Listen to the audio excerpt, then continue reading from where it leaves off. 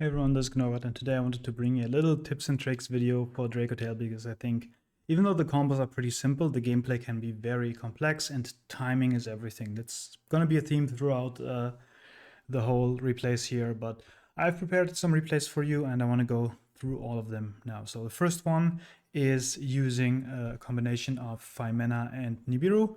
I already said I main deck Nibiru here. I think it's really good. The main detractor from Nibiru is usually decks playing Ripper, but if we can use the Nibiru to force the Ripper, then Faimena can clean house. So I just set up a board where we have Umbral Horror Masquerade, Canine, Ripper, and Rock of the Vanquisher. Just as an example, there might be a Holy Soon here. That doesn't matter for this example here. So we are gonna go and use the Nibiru here because our opponent obviously has summoned 5 times, right? So we're gonna Nibiru and they have no choice but to use the Ripper here. Now, after they use the Ripper, we are free to use the Faimena because they used the negate, and we are using the Faimena, and we can use the Nib because we don't need it. And let's say we use the Mululu here in this example, and we are bringing out our Arthalion. If you have any other dead cards, you can also ditch them to have more bounces. But what you can do here is you can use the Arthalion. We used the 2 from hand, so we can go and bounce 2 cards, and we can also chain the Mululu to negate something. We're going to bounce these 2, and the Mululu is going to negate the Rock of the Vanquisher and set us a key to Dragontail. In this case, because it's Rock of the Vanquisher, we just want to leave a monster on their board. This doesn't do anything anymore.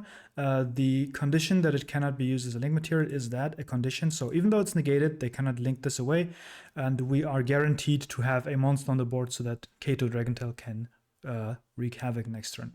Of course, if you have this exact hand, you would also dump these 2 to get back your Dracotails from the grave with the Arthalion, but this was just an example of how to use Nib. Now, for the next one, we have Fenrir going first against Yami. Now, inexperienced Yami players, if they just play the 1-card starter, are into a rude awakening, because what happens if they just go their starter, Cookie, they're going to link it away, go into Snatchy, and use Snatchy to activate the field spell. This should be on their side, obviously. I'm going to fix that in the next replays. But they're activating the field spell, and because a monster effect has resolved, the Fenrir can now target the field spell. The Yami is pretty good against targeted removal, but not on the field spell. So you go Fenrir, target that, and it's gone forever.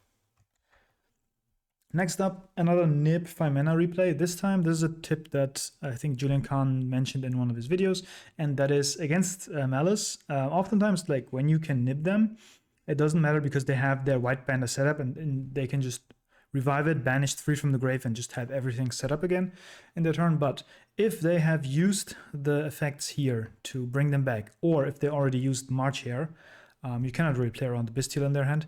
What you can do here is you can Nib them. They don't have a negate yet. This is just an example board state I took from a combo video. You nib them, and to deny their follow-up, what you can do is you just Faimena, and you dump some cards, make our Thalion, you get that, chain block that, and you get your trigger effects if you have them. And what you do is you just take all these links and put them back where they belong, into the extra deck, and you get some follow-up, which again is active because they have a nib token. Next up, we have Pan against Vanquish Soul. Pan is incredibly strong against this deck in combination with Faimena if you time it right. So what you want to do is, if you have this and they go Holy Sue, they show you the Jalong, you're going to chain your Faimena here. You're going to chain the Faimena and you dump, I don't know, 2 monsters, 3 monsters. In this case, we just do these 2 into Arthalion. The Holy Sue comes out. Now we have triggers. Arthalion and Pan and Lucius. Now, the Pan is threatening the Holy Sue, so they have to use it, otherwise they just lose it on the top of the Pan. But if they do use it here, like either they don't use it, then they just lose the Sue, or they do use it, they have a fire and a dark here, then they show us the dark and the fire, and summon the Raisin, and then the chain resolves. And before the Raisin can activate the unsummon effect, it's getting popped by Pan. So we also get back this. Should you have not the Pan but the Mululu here, that's also fine because they can summon the, like you threaten to negate the Holisu. So what they do is they activate the effect, get the Raisin, and then you can just negate the Raisin, and they have to go Rock of the Vanquisher and link it off and bounce it back. So that they still get the effect, but it will cost them resources. So next up, we have what I call the Nash Knight Gambit. Now, we go a bit back here, and it is important because of Izuna, because of Holisu, and because of Faimena to try and keep a fusion for your first turn if you can. So that be either trying to keep a Faimena in your hand if you can. Just so if they go Izuna, you go Faimena into a combo, or even better if you don't have to use the Keto Dracotail. And they go into an Izuna, and then they have a body on board, you just Keto Dracotail, and that punishes that line very hard. But let's say your opponent knows this, and they wait until we use the Keto. We grab our Faimena so that we can have a Faimena in hand, and they go Izuna here. Because we have the Seals line, and the best counter to the Seals line is going Lupus, sending that to the grave, summoning it back, and making a Nash Knight. Now, Nash Knight will detach 2 and attach a Masquerade and grab the Seals. So, Seals will get attached. Now, what's cool about the standard Seals line is we do have an Arthalion in grave. So, because Nash Knight has to detach 2 monsters go to the graveyard at the same time. So, what does that mean? We have the Arthalion triggering in the grave because 2 monsters left the field at the same time.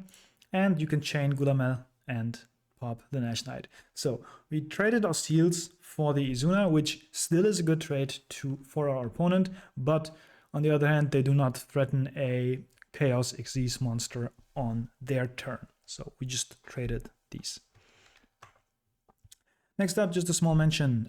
Secretarian Dragon is not just for the mirror. It prevents Umbra Hall Masquerade from activating because it's the spellcaster. It prevents Caesar because it's a dragon. So let's say they activate the effect of Caesar to summon itself. You know it's coming. You just go Secretarian Dragon and say, no, no effect of Caesar today. So keep that in mind. If you play against other decks, look after spellcasters and dragons because, yeah. So next time, that is a really cool play. Shout out to Ava for telling me about it. And that is Faimena versus Talons. Now, I had a game at locals where I drilled my opponent so they couldn't Talons to draw, and they just went, okay, Talons, look at hand, right?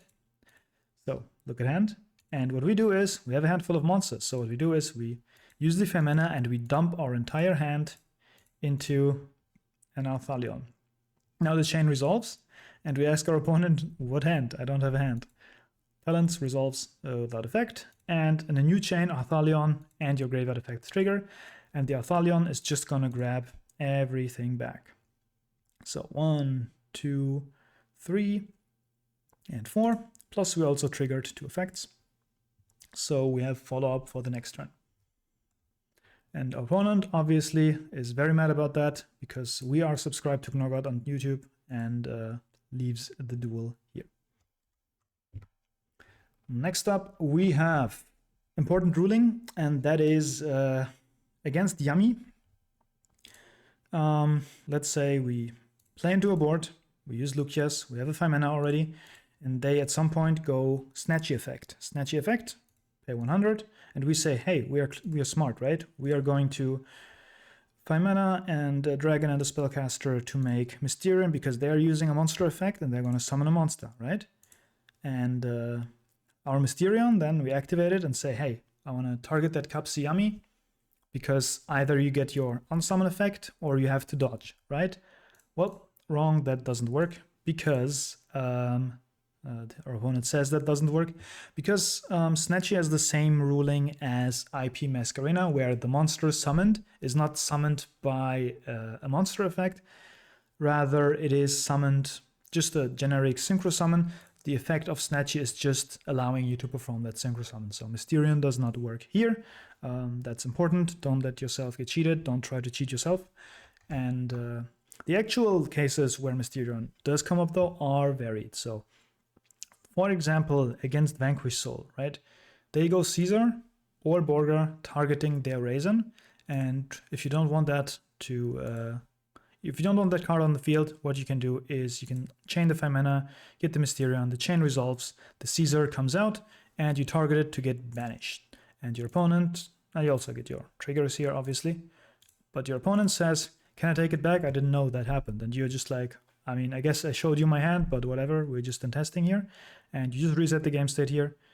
And they are trying another approach, right? They go and say, I want to do Dracotail instead, show you the lupus. And then you're like, okay, I'm still going to do the same line. Mysterion, summon itself out, Dracotail and lupus. And Dracotail summon itself is an aqua, so you target the Dracotail and say, nope, no search for you, no second level 5 for you. And your opponent is mad because Mysterion is just such a good card. Last up, we have evenly matched against our board. Now, the standard seals line seals Gulamel both traps, and our opponent goes end of main, battle phase. Now, if they activate evenly matched right away, like at the end of the battle phase, you are going to lose a bit.